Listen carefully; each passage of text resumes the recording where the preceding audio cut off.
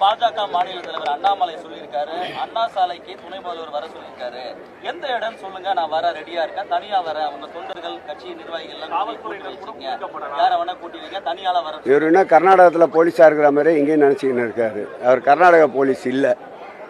மாண்புமிகு துணை முதல்வர் சொல்லியது என்னவென்றால், அண்ணா சாலை என்ற பகுதியில் தான் அண்ணா அறிவாலயம் அமைந்திருக்கின்றது.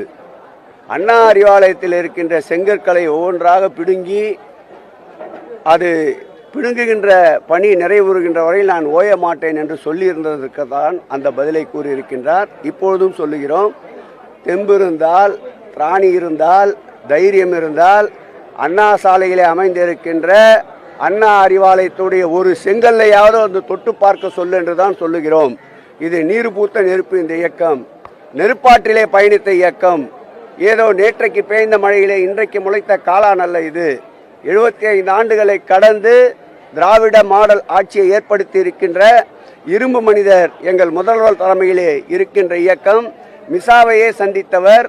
தன்னுடைய திருமணமான முதல் நாளிலேயே தேனிலவு காண வேண்டியவர். மிசா என்ற கொடுஞ்சிறையில் கொள்கைக்காக இருந்தவர்.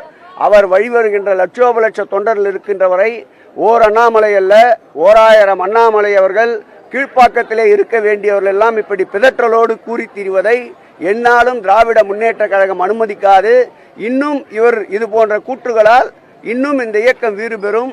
இந்த இயக்கத்தின் தொண்டர்கள் இன்னும் 4 கால் பாய்ச்சலில் இருந்தவர்கள் 8 கால் பாய்ச்சலை நோக்கி செல்வார்கள். போதும், உனக்கு வந்துச்சு இல்ல. ஒரு மிகப்பெரிய குற்றச்சாட்டை வச்சிருக்காரு. அண்ணா அறிவாலயம் என்ன ஒரு ரெட் லைட் ஏரியாவன்ற ஒரு வார்த்தையை வந்து பயன்படுத்தியிருக்காரு. ஏன் அங்க வரக்கூடாதா, அப்படி என்ன வரக்கூடாத இடமா அப்படின்னு. அண்ணா அறிவாலயத்திற்கு அவர் இயக்கத்தில் சேருவதற்கு வரலாம், நட்பு பாராட்டுவதற்கு வரலாம். அண்ணா அறிவாலயத்திலே இருக்க செங்கல் எல்லாம் பிடுங்கி எடுத்து விடுவேன் என்றால் அவரை எப்படி அனுமதிக்க முடியும்? அவர் ஒரு வயது முதிர்ந்த அரசியல்வாதி, ஏற்கனவே மத்திய அமைச்சராக இருந்தவர். அவர் மீது நாங்களும் மரியாதை வைத்திருக்கிறோம், எங்கள் முதல்வரும் மரியாதை வைத்திருக்கிறார். அவர் வாயிலே இருந்து இது போன்ற வயதை தாண்டியவர், அப்பா தாத்தா ஸ்தானத்தை அடைந்தவர். ரெட் லைட் ஏரியா என்றால் அவருடைய எண்ணங்கள் என்ன பிரதிபலிக்கிறது என்றுதான் இதை காட்டுகிறது. போட்டோம், மக்கள் எந்த அளவு வரவேற்பு பார்க்கட்டும். ஏற்கனவே பாரதிய ஜனதா அனுபவித்தது கோபேக் மோடி என்பதை மீண்டும் அவர்களே இதை கையில் எடுக்கின்றார்கள். அந்த கெட் அவுட் என்று சொல்லப்படுகின்ற வார்த்தைக்கு உகந்த ஒருவர் உண்டு என்றால் அது ஒன்றிய பிரதமராக தான்.